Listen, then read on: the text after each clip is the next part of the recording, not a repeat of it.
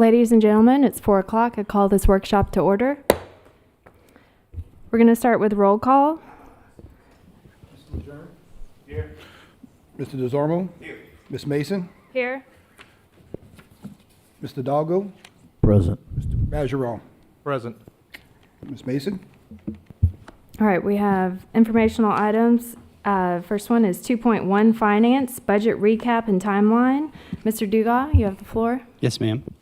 As you see on the screen, this is our new budget recap and timeline. We had to make some changes due to some of the challenges that we've been faced that we're going to be going over today. We've already held the March 13th meeting. I believe most of the board was in attendance there. Today we called a special workshop with budget challenges and opportunities just to give the board a little bit of a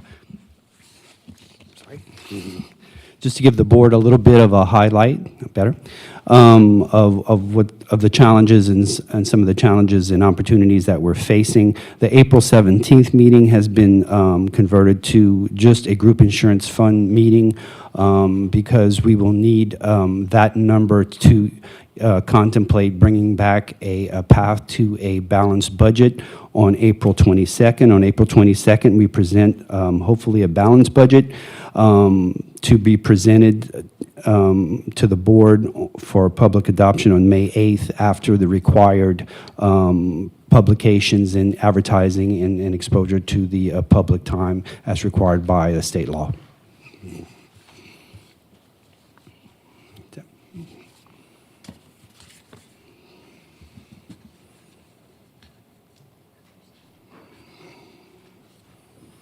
Any questions from the board?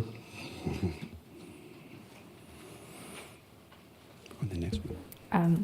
No questions. Okay. You may proceed. We go to the next item. The next item is our the budget workshop presentation. And before I start, I'd like to say this has probably been the most challenging and the most difficult budget in my 30 years here at the school board. We are faced with a lot of things, and this presentation is to highlight and inform the board of those challenges in a path to present a balanced budget on April 22nd. So I just want to let, as we're seeing this, I'm thinking they need to know about some of this stuff, and they need to know the background and some details. So I might go a little deep today. So if you have any questions, just write them down, and I'll meet with you, or we can answer them. But hopefully we can all leave with kind of an understanding of what we're facing towards April 22nd. So the first challenge we have is what we call the Esser cliff. So as you know, LPSS as well as other school districts received a large amount of one-time funds set aside to deal with the lingering learning loss of COVID. Unfortunately, the time period to spend these funds were very limited, with all the funds needing to be spent by September of 2024. Esser, unlike other grants, does allow supplanting, which is using grant funds to pay for things already funded in the general fund. That is very unique. I don't think I've ever seen many grants that allow supplanting just outright, and that's just was a very unique thing that was allowed by the government on this one. However, knowing these funds were ending, academic staff focused on spending the majority of Esser funds on non-recurring expenditures, such as building the new Truman Pre-K, which will serve the community for decades to come. So in that money, a lot of districts went and hired a lot of people, did a lot of things. We chose to use a lot of that money to build a state-of-the-art pre-K, which will serve this community for years and years to come. That being said, some funds were used for recurring expenses that needed to come back to the general fund now that Esser is ending. About 8 months ago, financial and academic staff started identifying and reviewing all the expenditures requesting to be funded in the general fund. Between denials and use of other funding sources, we were able to reduce that amount from $7,138,000 to just under $3 million at $2,942,032. $3 million is a lot of money, but if you're looking at what some of the other districts are facing at this point, this is very, very good. I'm hearing nightmare stories about the Esser cliff from other districts. I'd like to say between academics and finance, we were able to mitigate this to a large degree to $3 million. It's quite the accomplishment. I'd like to thank our academic partners for working on this for the past 8 months, identifying and reducing these things. So this is our first challenge, and what I'm going to do, I'm going to start accumulating the challenges and come out to a total while we go through them one by one. So we'll start with the what I call the budget challenges tally sheet. So right now we're at 2.9 million. Our next challenge is enrollment. The reduction in student enrollment of over 900 students, many of whom have moved to charter schools, has had a large negative impact on our MFP funding. In November, we received the first reduction of $6.5 million, which required a budget adjustment in fiscal year '24. In March, we received another reduction, which required another $4.5 million reduction in fiscal year '24 budget. However, that was after the budget rollover. So we're going to have to take this money out of fiscal year '25's budget, because when we rolled it over, that amount was not in the budget because we didn't know about that until the middle of March. So that will show as an MFP reduction from fiscal year '24 of $4,492,603. In addition to that, we have projecting another $5.6 million due to the expected student count drop associated with additional charter school seats being added to the parish. So as you know, there is an expansion in charter schools going on, and we expect from our historical look back, about 80% of those students to come from Lafayette Parish. So that is the projection, and Anthony's been working on that. We've been trying to get some information from charter schools to get a better number, but that's what we're going with. That's the best we have now. I think it totals about, for the new fiscal year, between that and MFP reduction, about $14 million. But just the portion from our own enrollment, as we lose student count in the MFP, they take away the MFP portion. And this is just the MFP portion, because this is a revenue. We're going to show it differently from transfer to charter schools, which is an expense, if that kind of makes sense. So our tally sheet now, once we add MFP reduction due to enrollment from the '24 budget and due to projection from the '25 budget, is about $13.2 million. Now we're coming into state and local revenues diverted to charter school. Y'all have seen this chart before. It was presented at the retreat we had with the board members, except it wasn't updated. What we had at the time was a '24 number we knew. This is adjusted for the '24 number and the projection of the '25 number. Next page. Next page, Lisa. So this is the total state and local revenues diverted to charter schools, and this is in total. This is in the local, which we're going to look at next, but just to see how much money and the increases, if you look at that total, we've gone from 31 to 37 to 48 to 62. So the projection is $62 million going to those charter schools, both from local diverted revenues and from MFP. Next slide, please. So this is the local revenue transfer. So as you know, they get the MFP through the state, but they also get a portion of our local revenue, and that's what we call transfer to charter schools. So what the state makes us do is record it at revenue and then show it as going out as a transfer to charter schools as an expenditure. And you can see that graph is quite dramatic. If we go to the next slide, the numbers, these are the numbers you saw at the retreat. They've been updated. I believe in '24 we had about 30 million. That extra amount got us to 32.4, and then with the projection for next year, that's 40 million. So the fiscal year '24 unbudgeted amount. So we had budgeted quite conservatively. So even though it was a lot more than that, we only had to adjust the budget in '24 of about $1 million. In '25, with the projection of the number of students we're looking at another 8.5. This is by far the biggest thing that's hitting this budget and the most concerning. So if we go to the tally sheet, we add in those two things, and we're at $22.7 million that we have to deal with in the fiscal year '25 budget.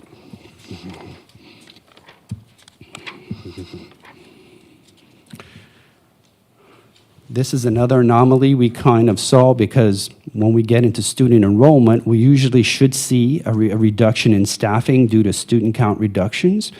However, what we've seen, and this is students with disabilities. I shouldn't have said SPED. I was technically corrected. So this is students with disabilities. This year, we've seen a dramatic increase in students with disabilities from 2705 to 2907. That's going to require 12 additional special education teachers and 17 additional paras, which a cost of about $1.5 million coming in. So even though we're seeing our student count drop, the students that we are receiving are a greater number of special ed students, and especially those with exceptional disabilities that require a very high support rate. So you'll see in the next slide, this is our increase in students with the disability of SPED. We have this year we gained 47. And so with this particular disability, you have a ratio of 4 to 1. So you have a teacher for every 4 kids and 2 paras. So basically for every 4 kids, you're paying 3 adults, and we added 47. So part of that increase that you saw on the previous page, some of that has to do with this. So not only are we getting additional students with disabilities, we're getting those with disabilities at an extreme cost, and there's just, that's a funding negative. So the negative we're going to see when we get to staffing reductions is not nearly as high as I had hoped, because when we dug into the numbers and saw some of this, I just wanted to explain that to the board as to why that seemed high, even though our numbers are dropping. So the next one's the tally sheet. When we add the additional disability student increases, we're at $25.2 million. Then we go on to another challenge, English as a second language enrollment. As you can see, we had a significant increase. We've had over 600 additional ESL kids from 2020. That's basically an entire elementary school added since 2020. So we have to add 6 more ESL teachers and 6 more paras. These classes are, from what I understand, staffed at the current student ratio, but they require a para for the language barrier. So we have an additional cost of a para for every class we have to create that we have English as a second language enrollment. So that as of this year, those are the 12 teachers that need to be added, and that's another $660,000 added to the accumulated total. We're right at $25 million. So the next thing we have is the self-funded health insurance. This was a graph presented by HUB at our meeting, the school board's insurance committee meeting. That showed the trend in healthcare and our revenues from the self-funded health insurance fund. The second page is the action taken by the board recommending certain 10% increase in premiums and some plan changes, and that estimate for that is about $4.4 million. Wait, shrink it down, Lisa. It's at the bottom. So the $4.43 million is the projected 25 general fund impact of a 10% group health insurance premium increase and plan changes as recommended by the Board Insurance Committee on 3/24. So that's a very important number to try to get to a balanced budget, and we're going with that because that's what was approved by the board. If you look back at the previous, go back, Lisa. In addition to that, we are projecting, as of the general fund budget revision number 3, a deficit of about $11 million. The current group insurance fund balance is $4,307,000, which means we're going to have to make that balance by sending money from the general fund to the insurance fund of about $6.6 million. The $11 million does include $1 million of potential reimbursement that's questionable, so that may be a little lower, but right now we're looking at 6.6 from fiscal 24 and an additional 4.3 from fiscal 25. 1.2? Okay. Yeah, the potential rebate from RX benefits is about 1.2. That isn't negated from that. So that may be something that comes in or doesn't come in. So that gives us a total of about $36 million of challenges that we have currently heading into this budget with the goal of trying to balance this.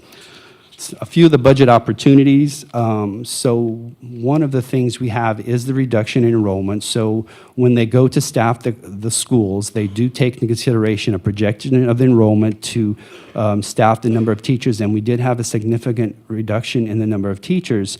But as I said before, we also had a significant increase in special ed and ESL and autism teachers and paras, which made this amount less than we had hoped. So right now, we're still coming with a good of about $2.3 million as a reduction in staffing due to the enrollment reduction at the schools.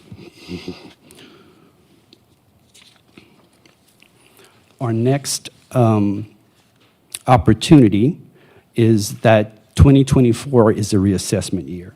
So as you know, reassessment happens, and this is the same sheet that you saw at the retreat. Reassessment occurs every 4 years, and what reassessment does is take into consideration inflation. Inflation from 4 years ago. So the property taxes that were paid this year was based on your value of your home or your business 4 years ago or 3 years ago. In the fourth year, we have a reassessment, which brings the properties back to the value that they're assessed at currently every 4 years, and we are lucky that this is one of the years that that occurs. Now, for the rollover, and this is just a history of our millages in 24 and 25, and then in 26 and 27. So if we go to the next one, I just want to go through the rules of how the reassessment works. The rolling forward of property tax millage in a reassessment year. So at a minimum, property values in the parish are reassessed every 4 years. The next reassessment is in 24, which is our fiscal year 24-25. If property values rise, the tax assessor will compute a lower millage to equate the same amount of revenue as the previous year. Now, that would be a revenue based on inflation 4 years ago. The board has the ability to roll forward the millage to a higher rate that approximates the votes, but that needs to be approved with the votes of 2/3 of the total membership of the school board. So that is 6 votes. 6 people show up, I need 6 votes. So it's 6 votes regardless of who shows up for that meeting either way. Just that is very different from normal. Normally it's a majority. This is a special situation that they have the laws. On this, it also requires a whole bunch of advertising that causes us to have to go to basically almost a full day of CPE just to do this. It is very, very complicated, including what kind of font you use in the paper to put this in the paper. It's very, very, very, very tedious. The board is required to roll forward the constitutional millage. So out of the millage, we have a constitutional millage of 4.92 mils. That millage has some debt associated with it, and the board agreed to roll this millage up until that debt's paid off, and it has not been paid off. So you will have to, at the very least, roll forward that millage. As long as we have the debt, this will be something that you'll be required to do until 2032 when that debt is paid off. What the roll-up does, actually I said, is take that inflation into consideration, and we get more funds because things cost more, basically. Same thing as sales tax. When bread goes up from $1 to $1.05, we don't lower the sales tax to make it the same sales tax as it was $1, because you can't run a school system without taking inflation into consideration. This budget will assume that the millages will be wrote up in the revenue estimates. I just want to make that clear. This may be one of our saving graces and one of the upsides of this particular year to face these challenges. Other opportunities we may have, sales tax. The good news is it hasn't fallen. The bad news it really hasn't gone up. So it's been holding its own. We've had a few months where it dipped, and we had a few months where it's up a little bit. But based on last year's collections, it's pretty stable. So the good thing is we don't feel that it's a negative. We don't feel we're going to have to cut sales tax. And we feel we may be a little bit more comfortable increasing some of the budgets that were conservatively set last year to kind of make up this difference. Interest income, interest has gone up, and we are going to recognize some additional interest income. However, the Fed is signaling some rate reductions in the next year, so we're going to be a little conservative on that because we don't know where they're going with interest rates. Other income, that's not very much. It's just rentals and a couple other things. The one thing we may need to do is one-time funds. So we have some one-time funds set aside in a couple of places, contemplating what we knew was going to be the fiscal cliff. And in the past, we've had some COVID inflation issues where the former board had put some money aside in COVID inflation contingencies in the capital fund. What we're seeing is that is slowing down. We're not using as much as we thought, or because new budgets, as new projects come on, they're budgeted at the current price. So we're seeing a little bit less of that. So we may have a little bit of leeway in that account to pull money from that back into the general fund. And basically what we're trying to do is give this administration and give this board a year to plan, a year to look at all these issues and have a strategic way. And I know we're hiring a strategic planner, I believe, and I know it's being discussed from the academic side, but rather than trying to just start whacking at things to balance this budget, I'm okay using one-time funds to give y'all some time, because a lot of y'all are new board members, and I'm so sorry about that. But this is one of the most challenging, and look, if you think it's bad, it is. So I just wanted to tell the new board members that hopefully it'll get better than this, but I just wanted to bring this to your attention so that when we try to come back with a balanced budget and the path to a balanced budget, that it's not anything where y'all going to go, oh my God. So everybody's aware of this. I went through this with senior staff today. We've been working really hard, and I thank staff for their input and everybody kind of working on this to just give y'all a synopsis of where we are currently. Any questions? Yes, Mr. Aldaga? Mr. Dugas, can you, do you happen to know the percentage or the amount per student of local revenue that goes to charter schools? Okay. Yeah, it's a little over 11,000 in total. Total. And I think if you look at MFP, it's 4506. And in any district like us, where we have a healthy economy, it's going to be a bigger percentage of local revenue. That's how the MFP goes, as opposed to a poorer district, which has a bigger allocation of state funding. Yeah, if you don't have the answer now, that's fine, but I'd like to know out of Yes, the we'll get local that to you. revenue, whatever that amount is, I'd like you to tell us that amount, and then how much of that do we retain, or how much goes to charter school, whatever way you want to describe it. And then along the same lines, you mentioned that the reduction in staffing is nowhere near proportionate to the increase in money going out to charter school, and you've sort of explained, let's say sort of, you explained why, but can you just quantify that for me a little better so I can understand the amount?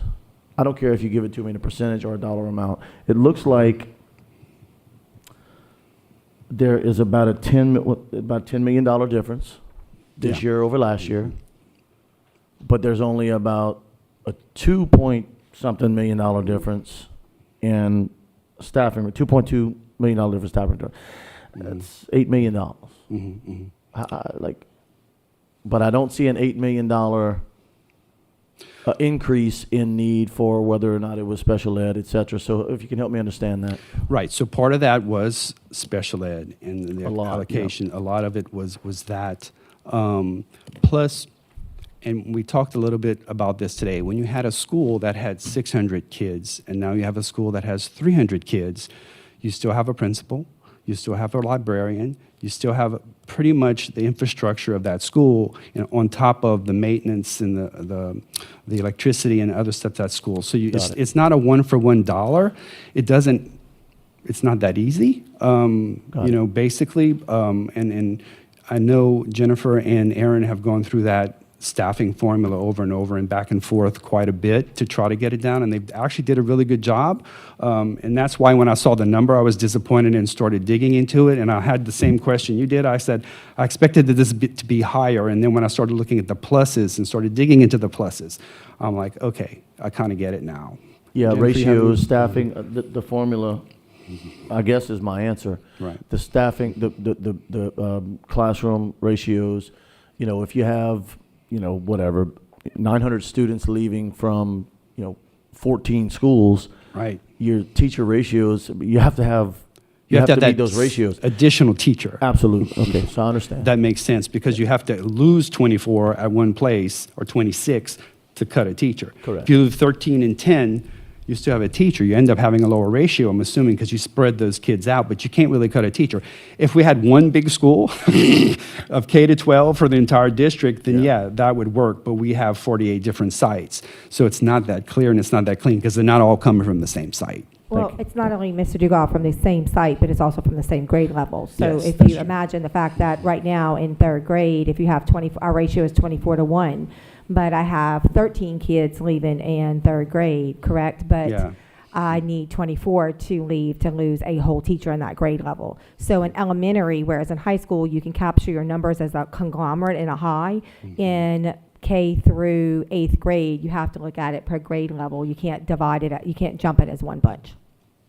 So, one way out of this, and I'm not suggesting this, is to raise the ratio. I would rather see us use one-time money and give y'all some strategic planning than raise that ratio. And that's not on the table right now, but that would be an easy fix because it would help her situation of eliminating teachers at certain schools. But unless I'm told otherwise, I don't think the administration is heading that direction. I would rather use one-time money look, it's raining. We have, it's raining. We have a rainy day fund. We have put a money aside preparing for this Esser cliff. We were very, very prudent in using Esser money to where we can use some of this to give y'all some time. And Ms. Dugas, we also, in years past, we knew where our areas were growing. And so if you were on the cusp of like 28 and your ratio was 29, we used to be very generous and say, okay, we're gonna keep this teacher right here because we feel like we know we're gonna capture those kids. Whereas this year we said, okay, it's 29 and you have 28, it's 28. And that slot was removed. So the cushion that we'd been able to look in the past with knowing that we were losing students, we were very true to the ratio that the board adopted and approved again in February. Thank you. Mr. Hidalgo? One quick, and then Yeah, I'm done. of course. I want to make sure that I understand. I'd like for you to clarify for me. Do you believe, and you're saying one-time money to kind of get us past this, but no Band-Aids, no kicking cans. Do you believe that if the reassessment year proves to be successful and this board does agree to roll those millages forward, given the challenges we have with charter school that are not going away, they're compounding, given the challenges we have with insurance that are not going to go away, we're going to have to address it. Do you feel confident that we're not just kicking the can and we're not just painting a Band-Aid, but that there is some light at the end of the tunnel on next year's budget cycle? I would like to be optimistic. I'm hoping to minimize the one-time money, and we're looking at that. Or the property taxes, of course, I'm sure when you were late. They were late going out due to an issue at LCG. They were late in adopting their millages, so everything went out late. So normally right now we'd have a more comfortable number, but yet again, because of inflation being so high, I'm optimistic that the reassessment will be pretty good, and if not, we'll know ahead of time for y'all in the strategic planning that y'all are having. I just don't, with the short time period we have to try to start just making cuts randomly. I think it needs to be targeted and based on data-driven decisions and recommendations from the strategic planner y'all are hiring. I hate to pull that rug quite yet when we probably don't have to. Any further questions? Mr. Bergeron? Mr. Dugas, have we looked at any unused or maybe unutilized properties that school board owns as a means to help, maybe cut some of these or get some of these cuts under control? Some of our largest unused property are Section 16 properties, which are technically not owned by the school system. They're owned by the state for use of the school system. So we have tried to maximize revenue in those. Of course, we have a very nice section in Youngsville. that where we've located Southside High, and there's a road that goes through it. There may be some opportunities in the future there to lease that property out. We have some very valuable 16-section land that is now fully rented on Ambassador Caffrey and Ridge Road that now has a Mexican restaurant, a car sales place, and Arby's. We make more money on those 5 acres than we do the entire other Section 16 property. We have some Section 16 property in the swamp that that I think only Mike Hefner has been able to get to on a horse, is what I'm told. It's out here off of Bayou Tortue.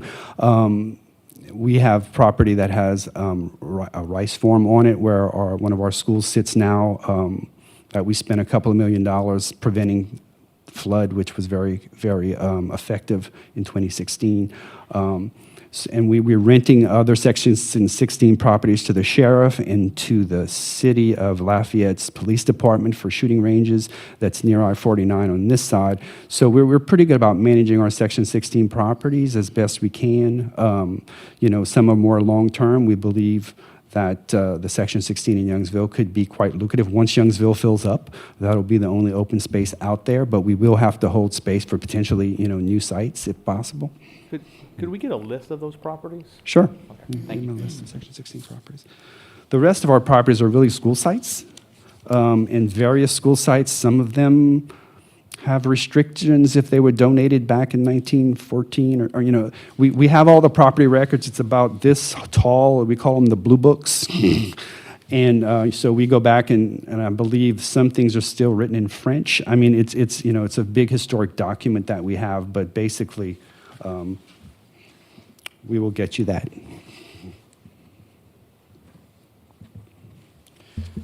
We do have, because we do have a short presentation from Trish on insurance. I'm sorry, any more questions? Are there any more questions? Oh, Kate's here. So board members, let me kind of just somewhat sum up, with all of these different meetings that we have been talking through as far as whether it be insurance or talking about staffing when it comes to whether or not how we're going to staff our schools, and knowing that we've lost students, it comes down to is that I really want to make sure that before we make any drastic decisions, that we give time for this strategic planner to go out and say, hey, this is what we feel like we need to do. So my recommendation to our staff is that let's look at taking care of these shortfalls with one-time money, and it will give us an opportunity to be able to say, hey, this can't continue, and what is it that the strategic planner is telling us that we need to move forward with? So again, some of these things that we look at as far as, and I say this to Matt all the time, he says there's 1,200 more students, which is that 80% mark he talked about, that possibility of going to the high school in Youngsville. I would hope that our Youngsville school would not take, that high school would not take the hit. And I'm banking on what I'm seeing in schools, that we have a principal and we have teachers that are outperforming any school in Youngsville that is going to hold stand to those numbers that they have. And all I'm saying is that I'm hopeful, and we'll know October 1 of next year. We'll know what those numbers look like. So Matt is pretty much going and giving you that projectively, historically, this is where 80% comes from Lafayette. This is what they have open. We're looking at 1,200 more. So we are doing our part. We're trying to make sure that academically we're promoting and we're doing the things we have to, because listen, it's a choice for parents. Parents have a choice, and we just have to know that we have to put our best foot forward in order for us to be able to keep a hold of what we have, and then just give us some time to be able to see what the strategic planner is actually telling us that we need to look toward. Because Lafayette Parish is going to look different. And I'm not talking about any particular school. It will look different as a whole, because we are going into schools and we see where this lack of attendance and where we are as far as people is concerned. So, it's going to be something of which, when we get back these results, it's going to be eye-opening for lots of us. A question?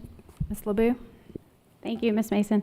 I know that the proposals were due April 5th for the strategic planners to put in their proposal. Do we know how many put in their proposal? Or do we have those final numbers? Ms. Gardner?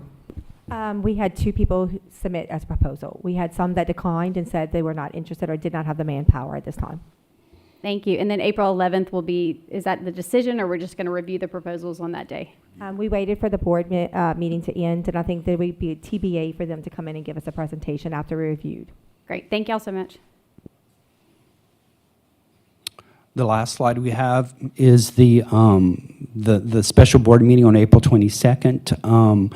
Our path is to try to bring back a balanced budget to the board on April 22nd, and that will be public advertisement as required on April 24th and 25th, with an inspection period of April 24th to May 8th, with the goal for adoption on May 8th at 4 o'clock, which is a board meeting day, and followed by an adoption at 4:30, and then the regular board meeting at 5. But as of 4:30, we'd have an adopted budget in May to go forward July 1st. Trish? I'd like to turn the seat over to Trish, who has a little bit more details on the Fund 85 challenges. Trish?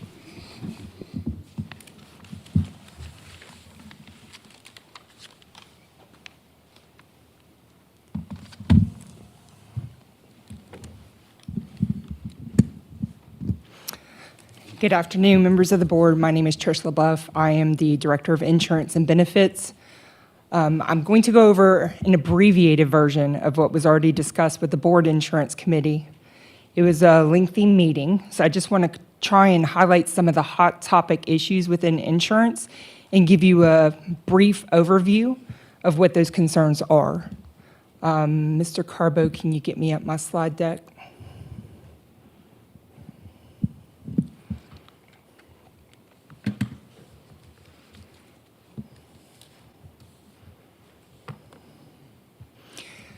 So essentially, I'm going to talk you through where we currently are, which is fiscal year 23-24. I'm going to talk you through and tell you some of the concerns with fiscal year 24-25.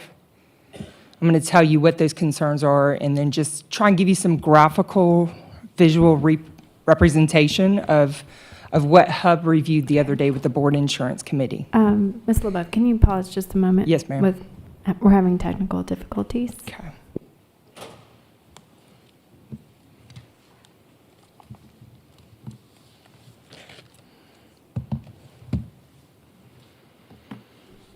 Ms. LaBeouf, does Mr. Corbo have it, or do you need to pull it up?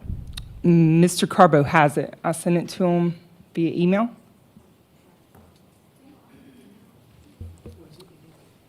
Can you pull up that presentation I sent you via email?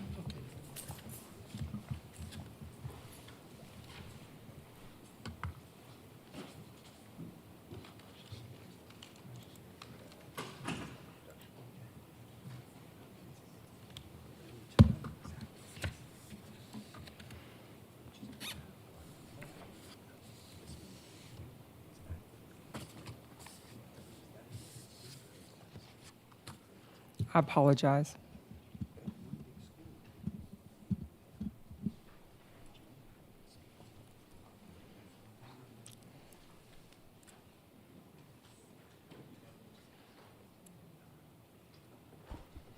Mr. Corbo, if you don't get it, if it needs to be sent to me, I can pull it up.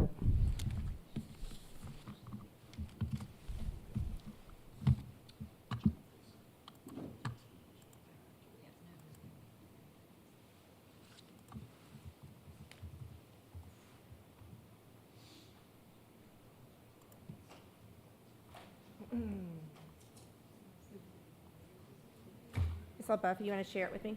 Mm-hmm. Thank you.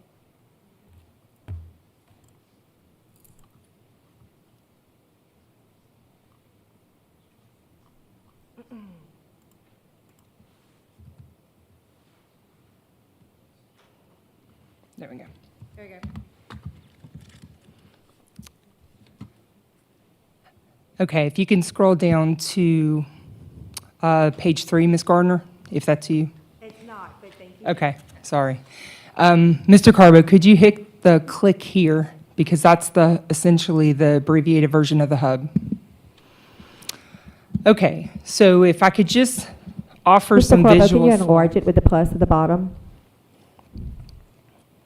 Thank you so much. Much better, thank you. I wanted to just provide some visual slides of what was reviewed with the Board Insurance Committee to give you an idea of what was reviewed. So essentially what you're looking at right there is a 3-year look back of where our plan has been. If you notice the chart at the top, it talks about our enrollment. You can see it's from 2021 all the way to December of 2023.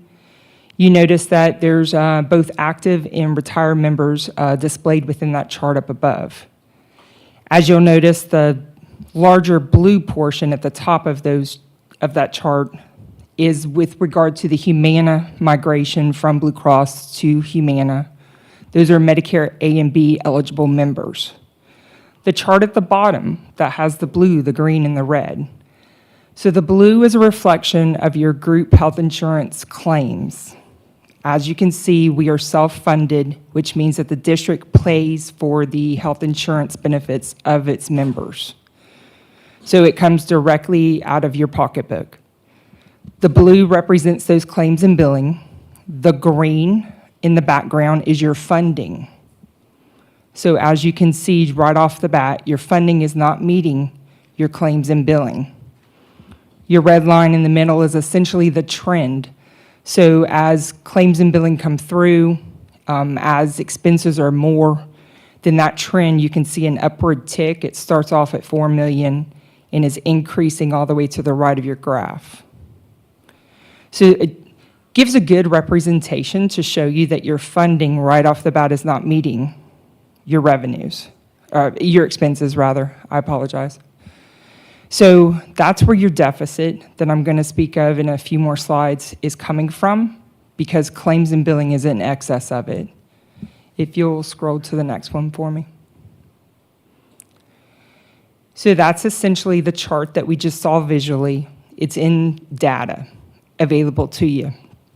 The gray column is essentially the first 6 months of 2021. Then the blue and yellow columns are essentially 2 fiscal years, 22 and 23. The green column is essentially 6 months of this current fiscal year. I'll draw your attention to the white columns in the middle and the one all the way to the right. As you'll notice from left to right, your percentages increased drastically during that time period. Trying to give you a history of what's occurred over the last 3 years. That way you can see that our expenses have grown and our revenues have not. The middle section essentially are those rebates and reimbursements. Those are those revenues that are coming through.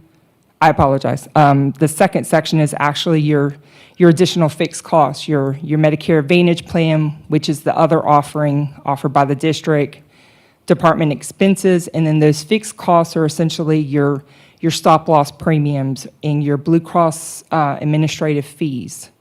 Those are your fixed costs, everything in the second portion of that table. The third portion is the revenue portion. Those are those rebates and reimbursements that we're receiving back with regard to pharmacy and medical. You'll also notice that we did have a line item for COVID reimbursements that we did use Esser funds for during the time period to which it was reimbursable. But since then, we no longer have COVID claims reimbursements. So if you work your way all the way to the bottom, right above that is where the employer and the employee contributions are. If you'll see in the green column all the way to the right, it shows you that the employee's contributions with regard to premium are essentially 30%. The district is paying 70% of those costs. If you work your way all the way down to the bottom, that illustrates your surpluses and your deficits. So 2021, you were barely break even. Same thing with 2022. As you'll notice, when we get to 22, 23, and on to where we currently are, we're in the red. So I'm just trying to give you a visual representation of that with data. If you'll scroll to the next, please. So what influenced those numbers? High claims history was an influencer. This shows you data of those claims and billing that came through that were in excess of 200K. If you notice at the very bottom with the footnotes, it says claimant spends over 200,000. In 2022, we had 9 claimants, 3.1 million. 2023, we had 12 claimants, 5.2 million. So what exactly am I saying? The district pays for what's called a stop-loss premium, which is one of your fixed costs. That stop-loss premium protects the district after $525,000. Until that point, it's the district's liability. So we receive reimbursements back from stop-loss with regard to anything in excess of $525,000. So until that point, that's your threshold, and that's what you're responsible for. If you'll go to the next one, please. So this is our current fiscal year, 23-24. Matt recently reviewed where we are with that total. When he spoke of, he was noting almost an 11 million. That was not inclusive of a $1.2 million pharmacy benefits fund, which we could receive as a reimbursement back from RX benefits. So let me backtrack and just take you through the chart real quick. Our total expenses thus far were $77 million. The reimbursements that have processed through are 16. It's brought us in a net cost of $60 million, which ultimately, based on the premium collections, brings us with a $9.7 million deficit.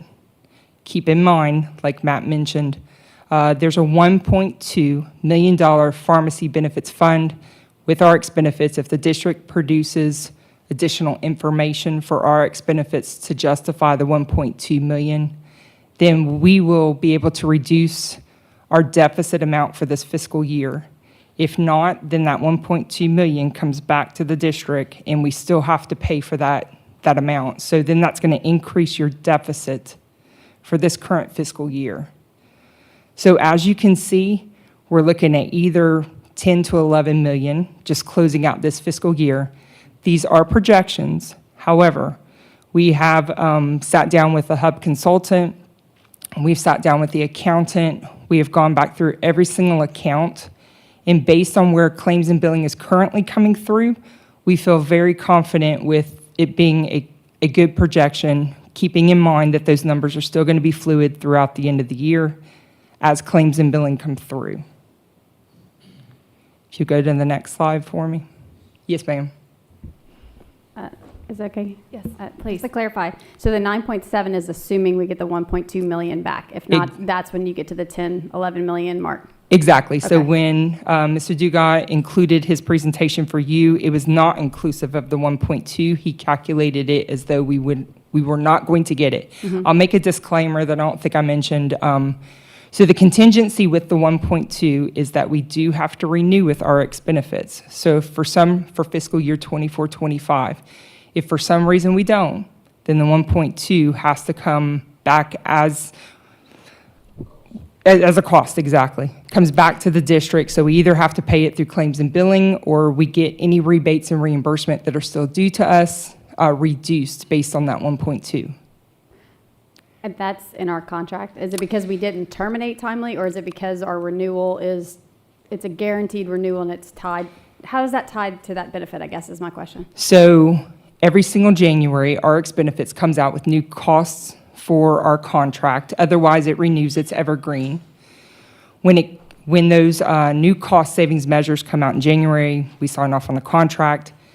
Based on our concerns, the hub went back to RX Benefits, knowing that we had a deficit concern, and they asked is there any additional cost savings that could be provided to the district. That's when they offered the 1.2, to which documentation has to be provided for it.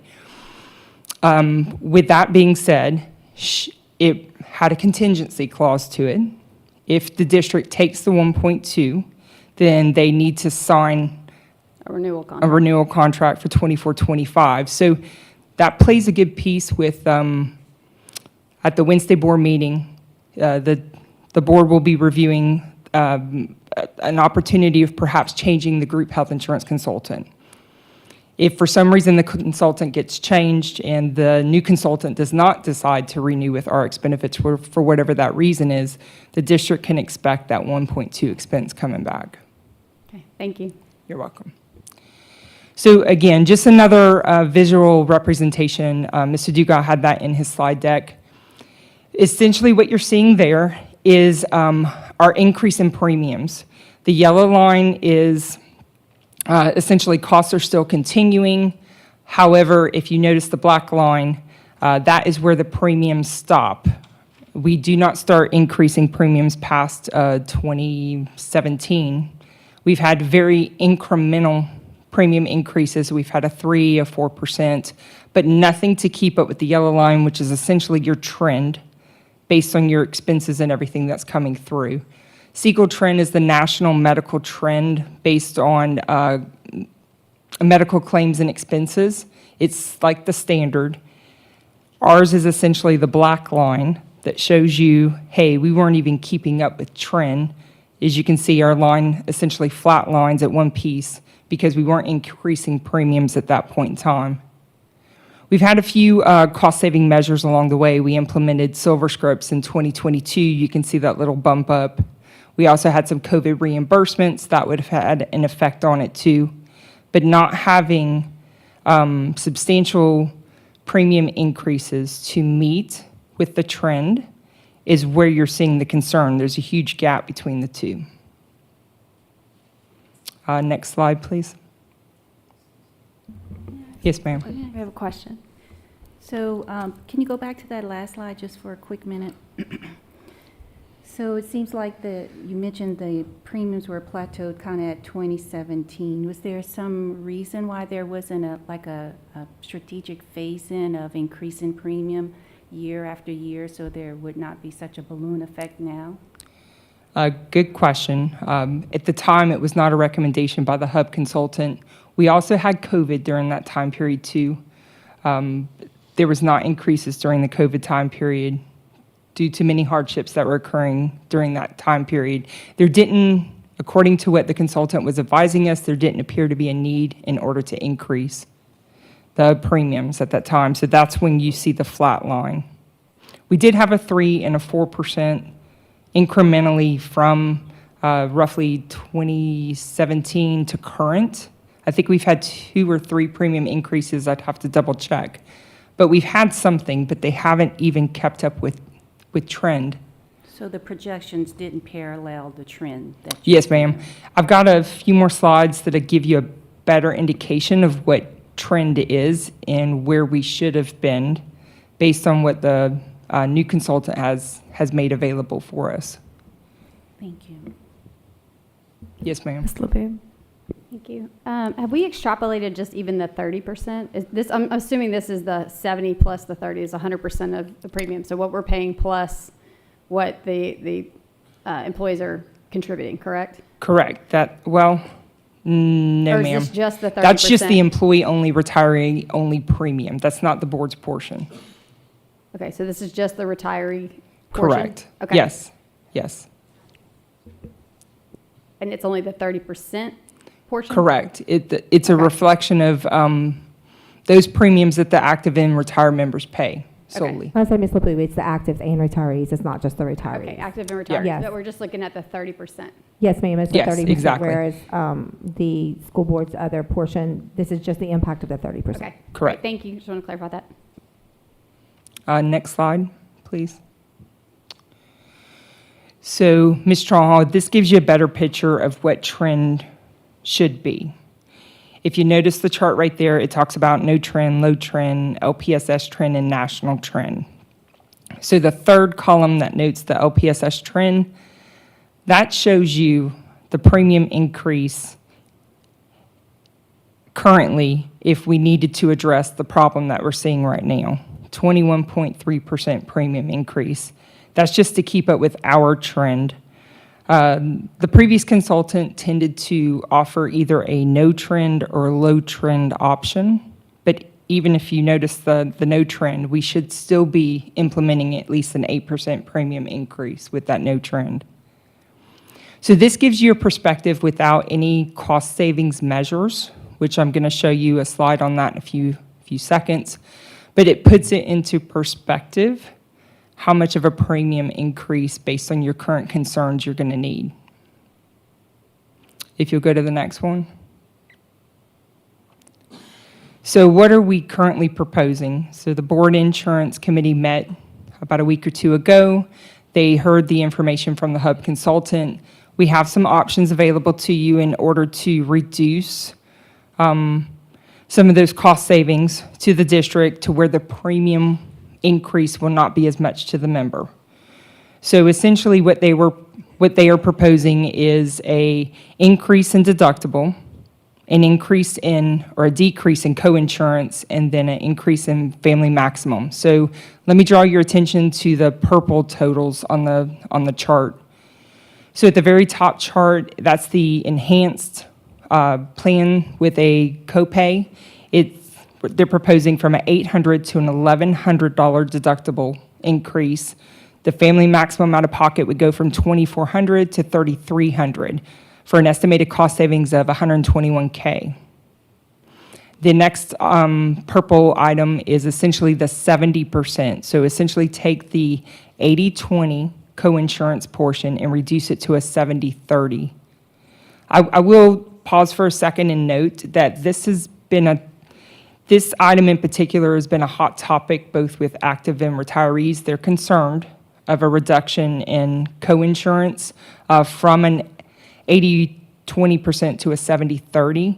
So when I bring back the budget, I'm going to offer you some alternatives with regard to that, to where if you decide not to do that piece, essentially, and keep it at the 80-20 versus reducing it to 70-30, it's essentially the totals that you're seeing there, the 134, the 451, and the 44,000. I think it's right around 630,000 would be added to your deficit total in order to keep it at the standard 80-20%. So I just want to make note of that. It's been in numerous conversations. Members are concerned in particular about that piece. In the large scheme of things, considering you have a multi-million-dollar concern, $630,000 by not making that change to members may have a good impact with them. So I'm just trying to offer an alternative that you don't necessarily have to take. But essentially, if you work its way through, the next chart is the basic. It would have a increase from $950 deductible to $1,200. Family maximum would be $2,850 to $3,600. Again, the 70-30 is an option, and then the high plan has no deductible changes, but just a 70-30 insurance. So if you looked at it collectively, the number on the right is $1,040,000 for 6 months cost savings. So essentially, if it was a full year, it would be double that. Next slide. So we're looking at the same chart we looked at 2 slides ago. This has those cost savings that we spoke of. Prudent RX is also, I did not include that slide. However, it's a $612,000 cost savings. It's essentially a prescription cost avoidance is what I'm going to refer to it as. It allows members at no cost to them. It's a zero copay amount to where we can help them with their high-cost specialty meds by enrolling in the Prudent RX program, which would in turn be a cost savings both to the member and to the district. So that was one of the other pieces. So if you look at the red in the middle, that's collectively your cost savings initiatives that's being proposed by HUB.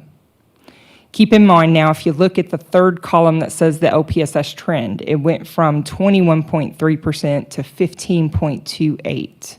So a good reduction by offering those cost savings measures in the middle. I'll also state that if you're not at a 15% premium increase, you're going to have a deficit. You're going to have a deficit for next fiscal year, 24-25, if you're not even at the 15%. And currently, what was recommended by the Board Insurance Committee was a 10% increase. There were other measures. The ones that you're seeing in red was an offering that they recommended, and I will discuss through the retiree piece in a moment. But just wanted to emphasize that at the minimum, your LPSS trend is 15%. The national trend is right now at 17 if you took out the cost savings measures. Next slide. Ms. LaBeouf, so you're Yes, ma'am. basically, just to reiterate, the plan design changes, that is your 70-30, correct? Yes, Difference exactly. in co-insurance and deductible.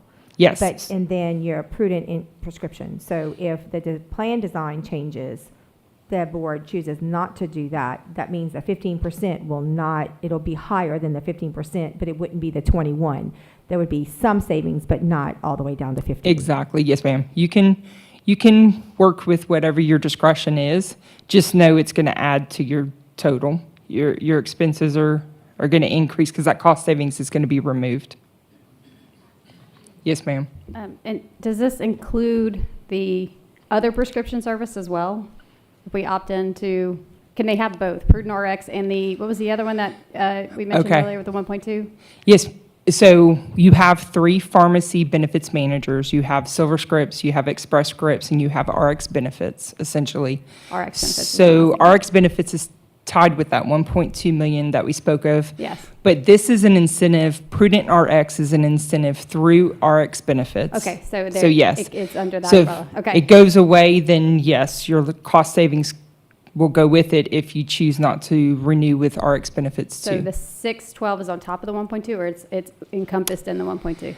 So that is just a side cost savings that's specific to the member filling a specialty prescription, where when they fill it, it's a zero cost to the member and it's a reduced cost to the district. Okay. So something totally separate than your 1.2 that we spoke of earlier.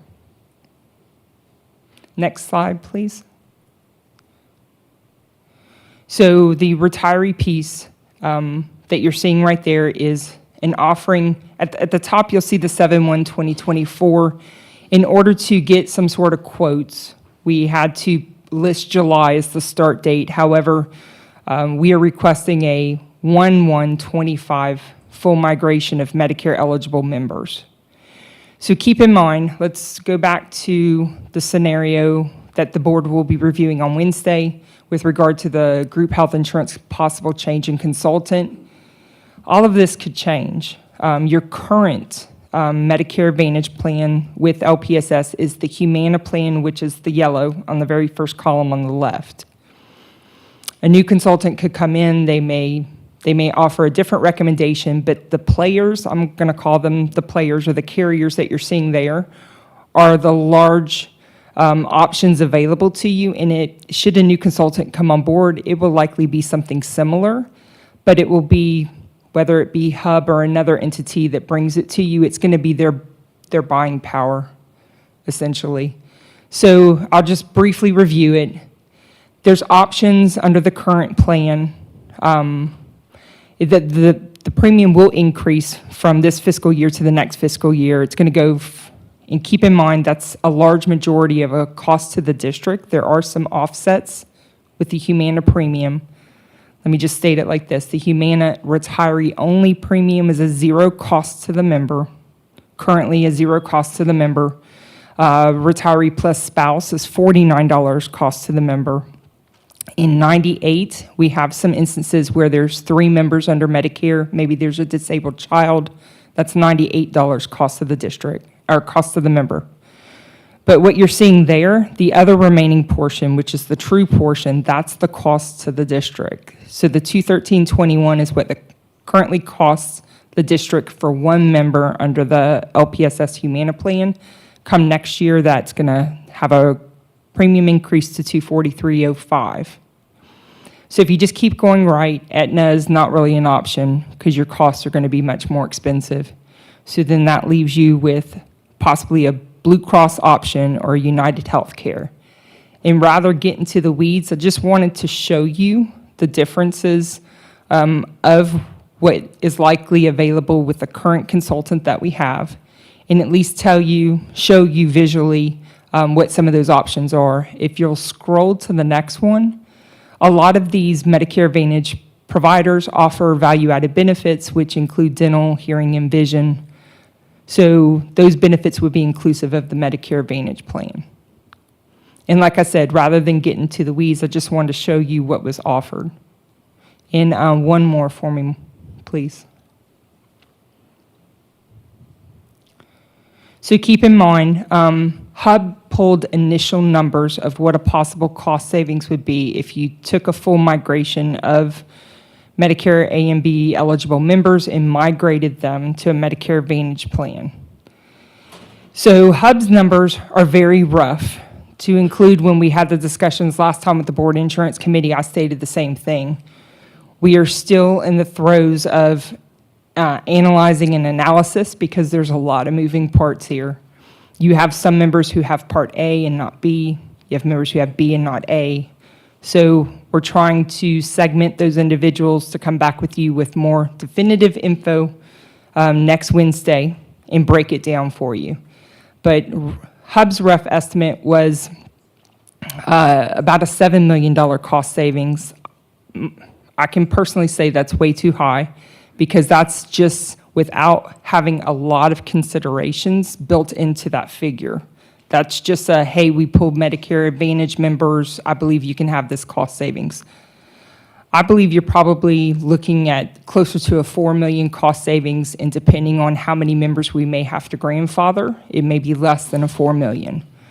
But I'll come back to you next, the 17th, and provide more details to you. That way it gives you better information to make an informed decision. Mark, can you go back to my slide for me, please? The previous one, so that was a click here. Can you click on my other one?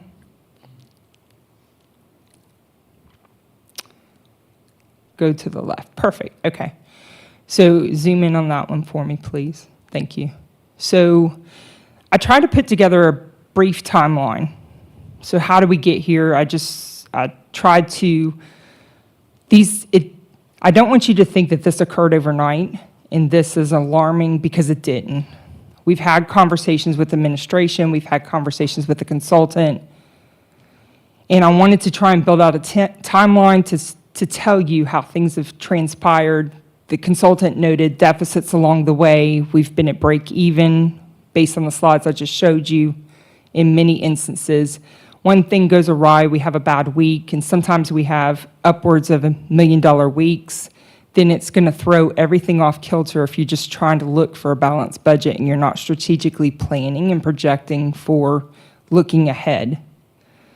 So again, I'll emphasize just a few key points on here. So keep in mind the fund balance total that you see on 6/30 of 23. We had a fund balance of $6.1 million, which was the audited fund balance.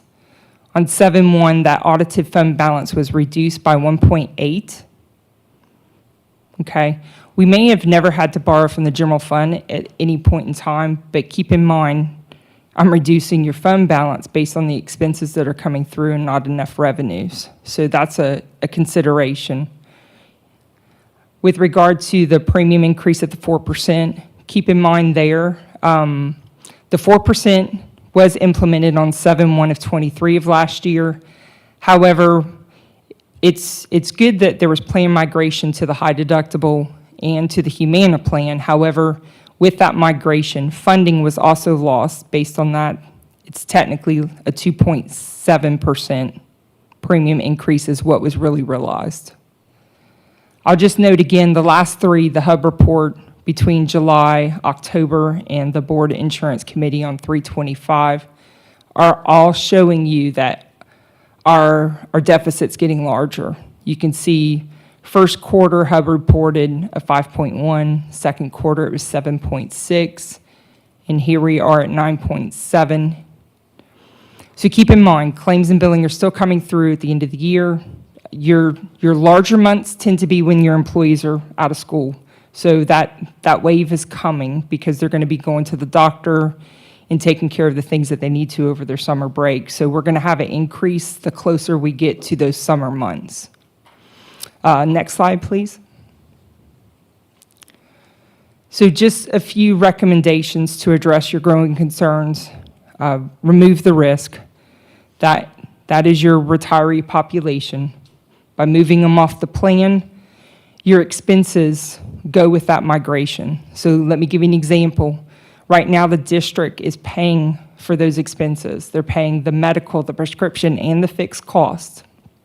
Should a full migration occur, then those costs that I just spoke of transfer to whichever Medicare Advantage plan the board approves. In addition to that, the $525,000 stop loss that we spoke of. By removing that risk, you won't have the liability up to the $525 per person. We're looking at roughly 2,300 plus retirees, upwards of 2,500 for this migration effective 1/1/25 based on board insurance recommendation. With regard to, we need to develop a strategic plan. We need to look forward. We've not been looking forward. We've been looking at actual numbers. We need to put a pen to paper and come up with a strategic plan alongside our consultant and the board and move towards that. Control the costs.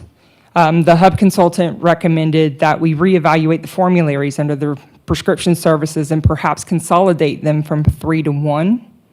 Be a good opportunity to reevaluate your pharmacy and to change the formularies, maybe tighten them up a little bit. High claimant review, as you could tell from that one slide, we've got high claimants. So it would prove wise to do a deep dive and analyze that and see how we can work through those high claimants. And then obviously, the more education we provide to retirees and members, they understand how the plan works. And you don't hear it from so-and-so and think it's one thing, when in all actuality, it's something totally different. So we work on that through new hire. We work on that through educational sessions with our current Humana Medicare Advantage plan. I would suggest just get it from the source. Our website has a lot of information. Come to LPSS to get your information. And then just one more slide, Mark.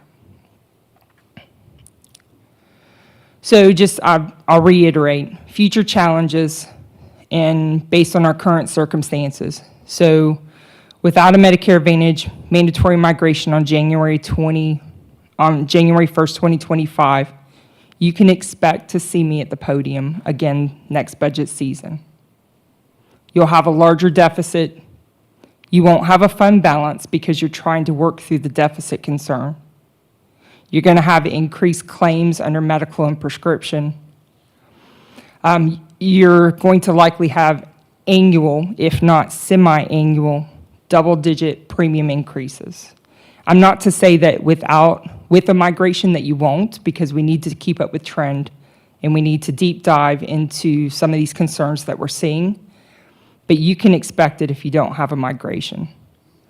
The likelihood of possibly transitioning to self-insurance or seeking assistance by having conversations with OGB, which is the state group health insurance. And then OPEB trust. So if there is a retiree population migration, the OPEB trust, your liability will reduce under OPEB. We've had conversations with the actuary, and it will help you in that respect. But my recommendation would not be to delay anything for OPEB, because the district currently does contribute. Last year, they contributed about $1 million in contributions to OPEB. So what is OPEB? Active members who are currently active. This safeguards them to have health insurance later on, whatever type of health insurance the district decides that is. So this is for your future retirees. So my suggestion, my recommendation would be not to delay any type of OPEB trust contributions, even though we are in challenging times. So are there any questions? Sorry. Thank you, Ms. LeBeouf. Any questions? So board members, again, we've gone through a lot of this with our insurance. board committee wanted to share and get, and I'm glad there's 7 of you here to kind of get an overview of this. What I'm going to do is I'm going to make sure that Ms. Christie gets you this presentation, along with all of the other requests that you guys asked of Anthony and Matt in an email tomorrow, so that at least you can digest this. I'm going to talk to our staff. I know that I sent a text to all of you about whether or not we need to have a workshop on insurance, but I think we pretty much just had a workshop on insurance. And if there's any additional information that needs to be brought to you guys, we'll just have to bring it to you on April 17th, which is going to be when we're going to look at this insurance as a whole.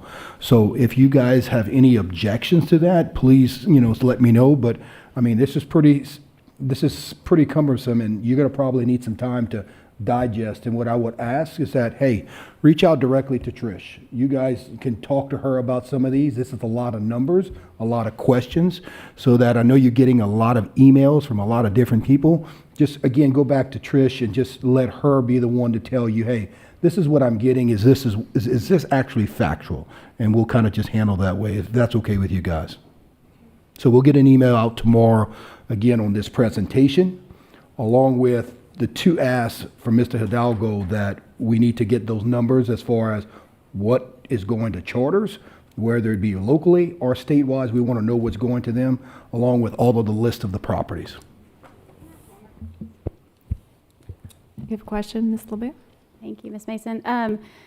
Trish, can you explain to us, OPEB, how did we come up with that number contribution? And then is that coming out of the general fund, or is that part of the premiums? Are we taking how are we funding that OPEB currently? I might need to bring Matt up here. I know part of that answer. Yes, I was going to say Mr. Dugas, but. I think Mr. Dugas has the answer. It's being funded by the fund that employs the employee. So if you're a general fund employee, it's being paid by the general fund. If you're a Title I employee, it's being paid by Title I. If you're a food service employee, which is a lot of them, it's being funded by food service. So everybody kind of has a play in the part of putting money into the fund, and it was just a creative way to do it, to spread it, not have the general fund really absorb all of it. What was part of the first question? That was it? That was it. much? I just want to know the origin of the funding. Oh, and then how did you come to that number? Or how are we approaching that number moving forward with our budget? We wanted to do something.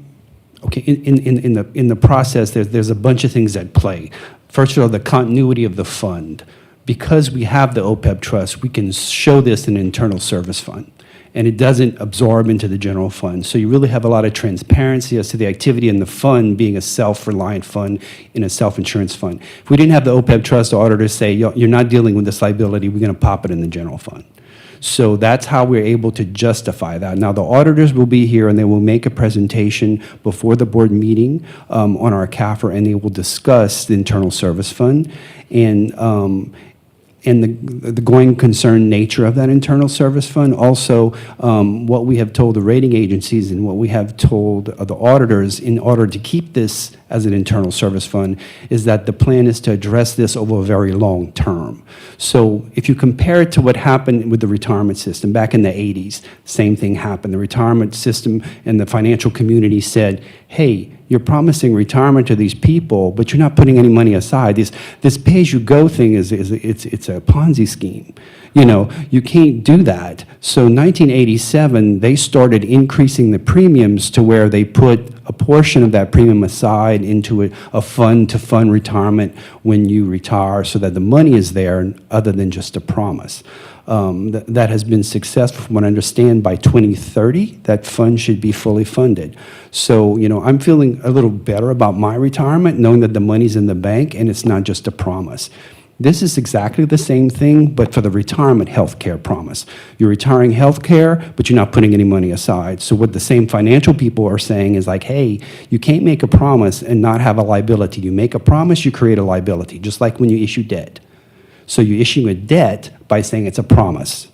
And that promise is you will have health insurance after you retire, but there's no money behind it. So what they're saying is you need to start putting money behind it, and they created these trusts It was a big effort in Louisiana to pass it, to start creating it. And I can tell you, what we hear from Moody's, what we hear from Standard & Poor's is this is the major thing. And I want to hear from other districts always asking me how did y'all do that? Can you send me everybody wants to do it because it is really good for our bond rating. Now, we're looking at some options right now for some, and we're meeting with some people, and particularly some energy management processes where we can save some money. That saving of money will actually require some debt issuance, which our bond rating right now is the highest in the state.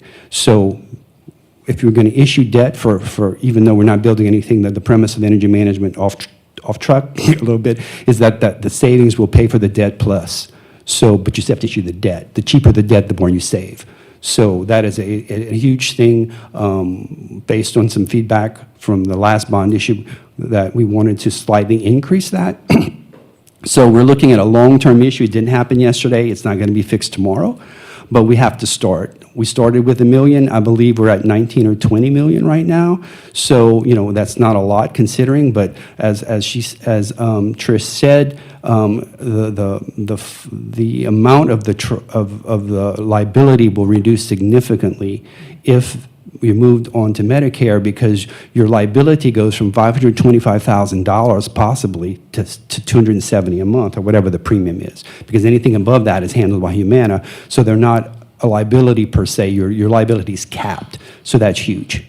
So that amount may come down as much as 35–40%. We have had discussions with the actuary, and we're thinking that range is somewhere between 25 and 35%. I've given him our totals so he can give a more accurate reflection of that. And I'll just make one more note. With regard to OPEB and a promise of health insurance, it's not a particular carrier. Okay? So keep in mind, the board votes on who the carrier needs to be under group health insurance. So it's not a promise of a carrier like Blue Cross, keeping Blue Cross. It's a promise of health insurance. Is that too long of an answer? Well, I mean, just in clarification, you said we have 1920 total already in OPEB, and it's just $1 million from last year, I guess. Correct. And then the 'Cause formulary is, you've just calculated based on the we formulary. had to start somewhere, Yeah. and what we've allowed to happen is as they had a percentage across the board, it applied to the amount, so we could tell the auditors, hey, we're increasing it 4%, but I can say I'm increasing it, and they hear that, and they say, well, you have a trust, you're way ahead of most people, and you're increasing it, that's another plus. I think we'll give you a AA plus. Right. So I'll give you an example. That retiree trust for employee only is if you do the 10% increase, it's a $13. Currently, it's $11 per member per month. Your premium under group health insurance is made up of 4 parts. So with regard to the Blue Cross plan, to include Humana. With that being said, it's $24 with the 10% increase, and it's $21 currently. So then those 4 parts, the retiree trust, the employee or the retiree portion, the sales tax portion, and then the general fund portion, all make that the sum of the health insurance premium. So that's where you're getting the 70% from the employer and the 30% from the employee.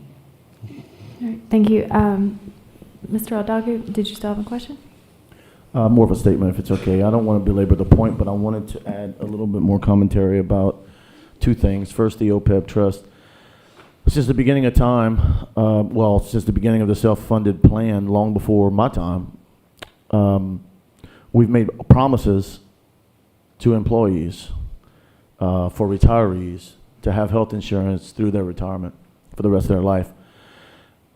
Ladies and gentlemen, that has been an unfunded liability. That has been an empty promise that we just made, and with no idea of how in the world we're going to pay for it. And look where we are today, not knowing how in the world we're going to balance our funds. So the OPEB trust is for the future retirees. And Father, I know this insurance platform that we have is a lot simpler than what maybe it's being given to us as.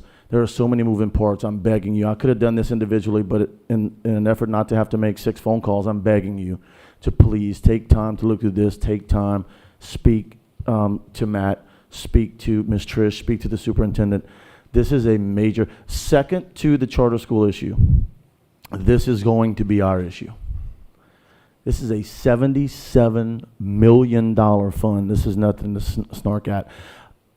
I'm not happy to be excited about it. It's just that I'm concerned about it, and I'm begging you all to please ask the questions, because there is not, look, I'll tell you this much, there is not going to be an easy decision on this. That I can promise you. There's no way we're going into the general fund every year and supplement 10, 12, $15 million. It's not going to happen. So if we want to stay self-funded and we want it to, for this to be a serious, it's major for our employees, which trickles down to our kids, I'm begging you to please take the time necessary to ask the questions and figure out what's going on here. Thank you. Are there any further comments or statements? I just wanted to say thank you to Mr. Dugas and Mr. Mouton and the whole finance department and Ms. Trish, Ms. LaBeouf, all the insurance. I know this is very tedious, but as a board, we are budget, policy, and the superintendent. So